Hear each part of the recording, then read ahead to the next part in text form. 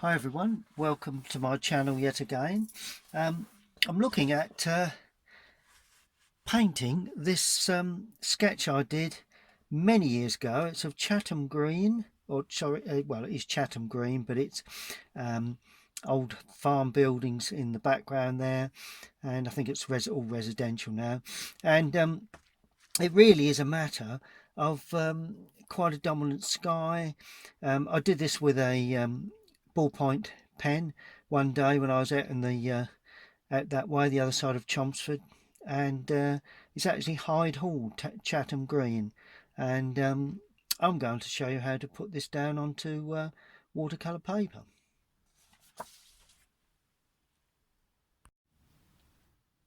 First thing I'm going to show you how I actually start with my colours, how I actually make the colours more fluid. And after a day or two, if you've not painted, unfortunately they tend to be rather hard, particularly if you've got the cakes. But these are squeezed from the tube, but they're allowed to go hard. And all I do is get a squeegee bottle like this and spray them up. So I wet them thoroughly, and that way they really do you know, sort of loosen them up ready for painting. Now what I'm going to do this time is to actually wet my paper like that. So I'm going to wet my paper with this squeegee bottle. There we go, wet that like that. So that's another little tip if you find you're interested in wet work. Just wet the paper thoroughly. Just going to pour some water into my jug now so that I've got some water to use, and then what you do, you go over with a dry brush just to spread the water around, really, and that just thoroughly damps the paper. That way you can get in with some colour pretty much straight away, really. And that's what I'm going to do. So first thing I'm going to do, I'm going to put a wash of light red. Well, let's use Indian red for this one. Got plenty of Indian red, so I might as well use it up. And this is what I'm going to do. I'm just going to put a very weak wash of Indian red. A little bit in the sky there, a little bit in the foreground, because I want this to have colour. Clean the brush. Now I'm going to put in a little bit of cadmium yellow. I just want to add colour to this picture, and you know, you can have a bit of fun with these landscapes. Now I'm going to drop in some blue, which is Prussian blue with Indian red, and this gives me a really dark warm blue. And the reason for this is I'm going to have light coming from the left, so most of the light of the sky will be on the left. But now I introduce some cloud work, bit of cloud work there, I'm using a flat brush and just sweeping this across the paper in an informal way, really, you know, just to create the illusion of clouds. As you can see, I'm not doing too much to the top there because that's where all the light's coming in. Then I'm going to add burnt umber, because that will give me a somewhat darker. So one or two little darker touches to the undersides, just to give this picture a bit of drama. I really need that real dramatisation to this sort of landscape. Just love the way paint actually just flows, really, on the paper. Bring that down like that. There we are. See that lovely dark. Let's go one tone darker right in that top corner there and there. There you go. Now you allow that to completely dry. Now on the landscape I'm going to use Indian red with a touch of cadmium yellow. So this just dyes it down. I've got a bit of blue in there, so that just kills it. It's the field. So we need a bit richer in the foreground, but sort of like a field colour. It all gives the impression of light coming from the right hand side. I'm going to give that field a little punch of brown. There you go. Let's just give that a bit more burnt umber, particularly in this foreground. See the way I'm just in gay abundance, if you like. There you go. Now I'm going to put in, with the corner of this brush, an indication of some crop markings. My old favourite tip, just while it's still damp, you know, not taking them far into the picture, but just pulling them through like that, just to give an impression of perhaps a few crop markings. It helps us, the eye, to power into the picture. So that really is pretty much the first thing you do with this type of subject. So, you know, when you paint, I would love if some of you were to feel a bit freer with your with the way you actually lay the colours on. Now I'm going to let that completely dry now, which we do need to do, and I'll take you through the next stage. Okay, well, it's almost dry. I mean, it's still wet there and there, but the main building that I'm painting in next is dry. Now, one of these buildings, when you paint a picture like this, one of these buildings needs to dominate, the focal point. Now, I'm going to make that building dominate, so that's going to be rich in colour. Everything away from that is going to be less intense. So all I'm going to do is paint the roofing first. I'm going to use Rose Madder, or Alizarin Crimson, that is, in actual fact, with a bit of Indian red, because I'm going to use quite a bit of colour for this. I'm going to put some yellow with that, bit of Naples, just to knock it back a touch.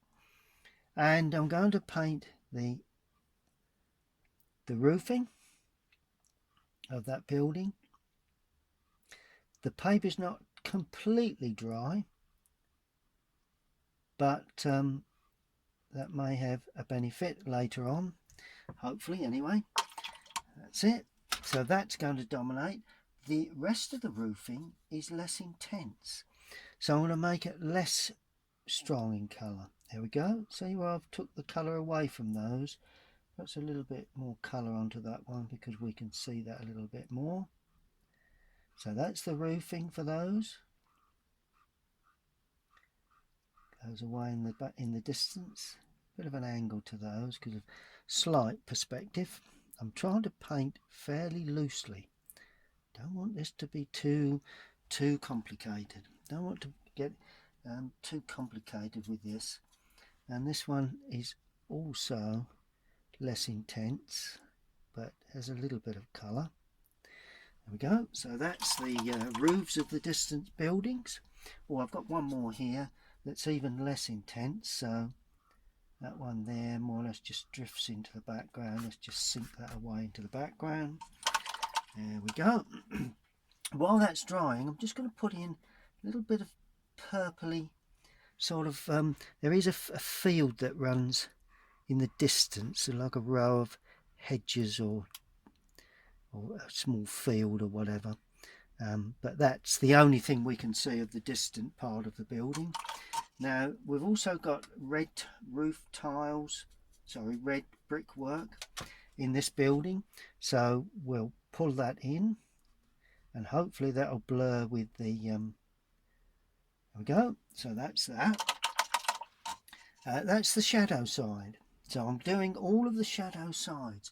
Now that's white, so it'll be like a purple, bluey purpley, quite weak shadow side there. You are, there you go, and a little bit more to on the side of that one. Not worry about the trees at this stage. We'll deal with those later because they will go on top. Good. So that's that. Quite simply, we're beginning to get that feeling of sort of brightness to this subject. Good, so that's that. We'll allow that to dry now. Now I'm going to put in some tree work. Or let's put that chimney in first. Let's put that nice red brick chimney in, shall we? And that comes down there like that. It's got a bit of width to it. There you go. That's it. And there is a lean-to here. I think it's glazed, so we're going to have to be a bit careful with that. That's it. Anyway, that's sorted that out quite nicely. Now I'm going to put in this tree here. First thing I'm going to do is to paint it. It's a winter scene. I'm going to give it a bit of an autumn feel. So I'm going to introduce a bit of yellow and a little bit of red to give those trees that autumn sort of tint. Now I'm going to do the leaf work first, and then we'll do the trunks afterwards. And all I'm going to do is just drag down with the brush with a fairly dry brush, and that gives us that lovely feeling of open branch work to that one. Now I'm going to produce a similar sort of bit more yellow perhaps in this one. This one needs perhaps a touch of brown in there because I don't want it to be too dominant, because there again it's away from the focal point. And this one is a slightly different sort of tree, fairly open. These summer autumn trees are fairly well open with their branches. And now I'm going to put in some sort of less intense branch work for these, a little bit denser perhaps, a bit more dense mix to that one anyway. And there's a lovely old sort of popular tree here. So to do this I'm going to put more brown in this, quite brown, and try and just get these branches, just get that feeling a bit denser, that one. There we go, lovely old popular tree. That's all you need for a popular tree. And running out of picture this side, let's have some more bit of blue in. It's dull, it's running out of picture. And this side is purely just dragging down with hedging, really, particularly around the base of that. Okay, so that's all you really need. You know, let's not get too complicated. That's the key to painting these types of pictures. We mustn't get too complex. See, I've got a bleed of colour there. Not concerned about that. Not worried. People would be mopping it off and doing all sorts of things. Okay, well, I'm going to allow that to dry now. Right, now I'm going to put in the trunk work.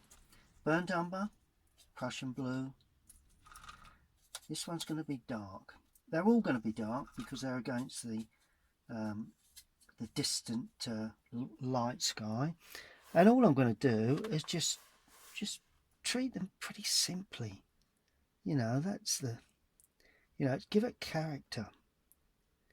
And when you put a tree in like that, just get a damp brush and sweep across the base. Notice how it just drops into the landscape.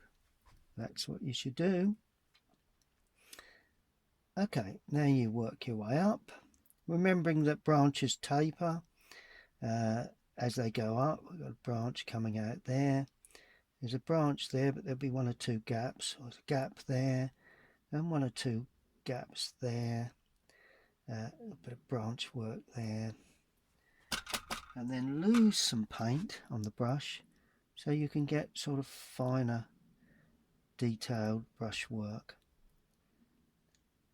to create these lovely little branches. Don't want to overdo this. It's so easy to overdo branch work. Let's just thicken that trunk up a little bit. That justifies that. And then the branches go higher up the tree, and they've actually not got any leaves on that one. There you go. So that's that. Now we're going to go really dark with the left hand side of that trunk and down there, just to give it a bit of strength. Good. So now we're going a little bit sort of stronger with this old tree here. A bit of red in that. Well, that's also very good. And there's that branch there, another branch there, another branch there, and we'll just flick those in. You know, let's treat this as a you know, as a loose painting. I'm not going to try and get into this too strong. And there again, just sweep across the bottom, blend them in, pull them into the landscape. Now we've got this is a different type of tree. It's more of a shrub affair, I think. I forget what they are. Oh, it could be a hazel, the way that's growing up there like that. Quite likely is a hazel tree. May need to darken that later. And there's a couple of larger, sort of taller trees here. It's all very, very interesting. And there's one or two little sort of smaller little shrub areas there. One or two little touches within that, perhaps one or two little touches there, just to give that. We've got some dark colour to come in there later. There we go, just one or two little, and while we're here we may as well just bring those into the landscape as well. Good. Now we're going to do the windows. I'm going to use Prussian blue again. I'm using Prussian a lot today. I don't know why, but and I want to keep it a bit more blue, so I'm putting a bit of burnt umber with it. And we've got no windows there, but we do have a window there, a window there, a window there, a window there. Could be a door.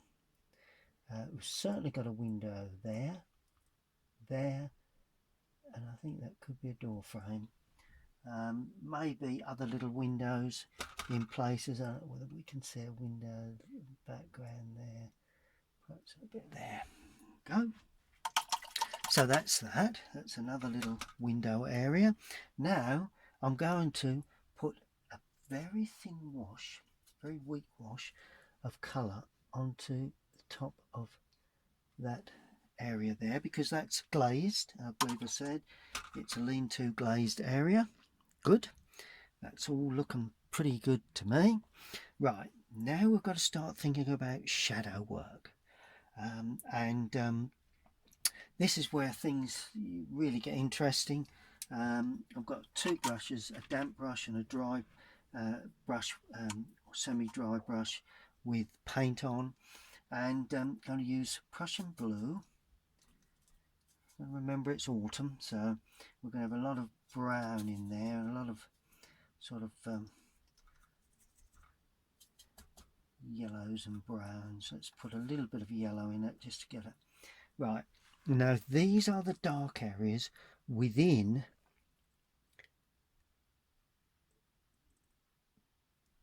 the left hand sides of the trees and where the shadows come along the bottom.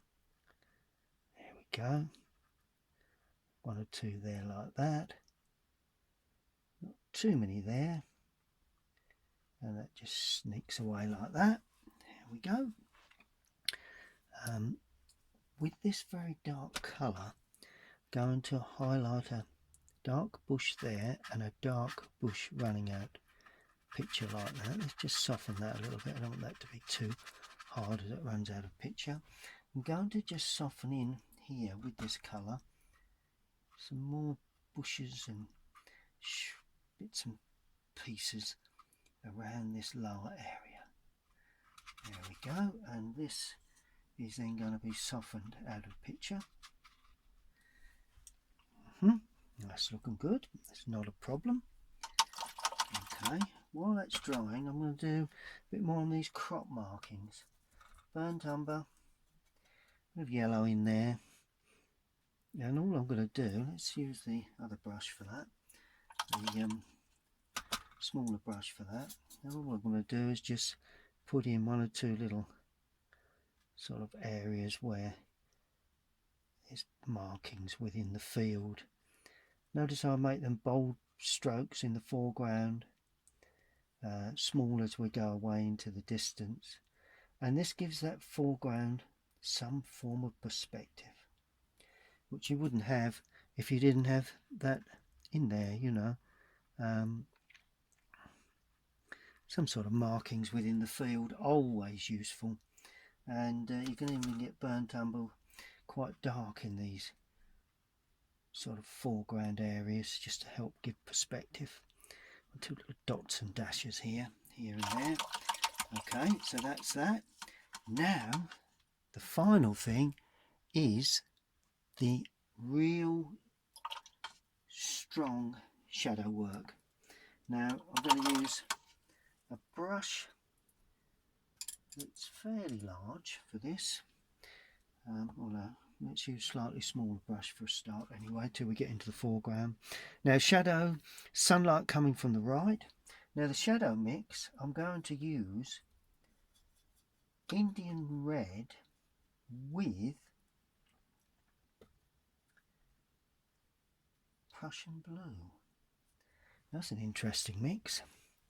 Don't know whether I've ever used that before. Anyway, down the left hand side there and there, down the left hand side there, left hand side of the chimney, running across the top of there, and a small bead just down there. Going to add a sloping shadow to there. There we go. Now these shadows are going to be somewhat weaker now. A bit of shadow there, bit of shadow there, bit of shadow there, and these need to be just softened off. So I'm just lifting them away because they're showing behind the tree in the foreground. Goes right up to the point there, and just down that other side just to show that. There you go. A little bit inside the windows. Good, that's looking fantastic. Now we're going to have a shadow there from the other side of that lean-to. That's fine. And of course we're going to have another sloping shadow there. And another one just coming behind there. There again, we just soften that. Anywhere where you feel trees are going to come, just soften that off. Pull the branches through. Work it as you go. There you go. And that really gives us a sense that there's buildings, there's things going on behind that that main foreground or the main area there. Now I'm going to sweep some shadow work onto the landscape. There again, Indian red with a touch of Prussian in there. Start off with a bit more Prussian to start with, and this I'm going to damp the paper in places because I want soft edges. Now I'm going to have a nice bit of sunlight coming across the landscape that way, but I need some balance for that, so I need that somewhere here. So if I damp that area and then I sweep a shadow in, it softens and all of a sudden just fills that, and that also runs up the trees a little bit just to go, and all of a sudden let's give a balance to the sky on the right. Now I can use soft sort of shadows, and I'm going to damp in places, so just sweep across like that with a damp brush, and then I'm going to sweep into that some shadow work, and then in the foreground I'm going to have a nice deep shadow. Right, this side here, sweep that across, try not to rub at the paper too much, and that gives that lovely atmospheric feel, something that all landscapes should have. And now all you need to do is just strengthen up one or two areas, really. A bit more brown, a bit more blue, to give us quite a dark sort of colour. Plenty of light on in places, but there will be some darker areas like that there. That one could be dark, that one also could be semi-dark. A little bit of darkening on the left hand side of that. Perhaps we'll put some branches on the top there, one or two little darker touches here and there, but overall that is pretty much as far as we need to go. And of course, as always, I'll show you once it's completely dry how I take the just slide that through like that. Once it's completely dry, I'll take the surround off and show you the finished painting. Okay, well, that's the finished painting. Taken the surround off, virtually all dry, not quite, but it's virtually all dry. I'll just come in a little bit closer and just show you how really isn't that detailed, but I hope I've captured the atmosphere of an autumn sort of day within a landscape, and it was all taken from this drawing that I have here of a winter sort of autumn scene, and just hope that you've enjoyed that, and let's give you some ideas, perhaps help you when you come to produce your own work. The way in which I just went at it quite freely and loosely, but surprising what you can achieve if you paint quickly. Just leave the paint to dry, and hopefully that will help you when you come to paint your own pictures.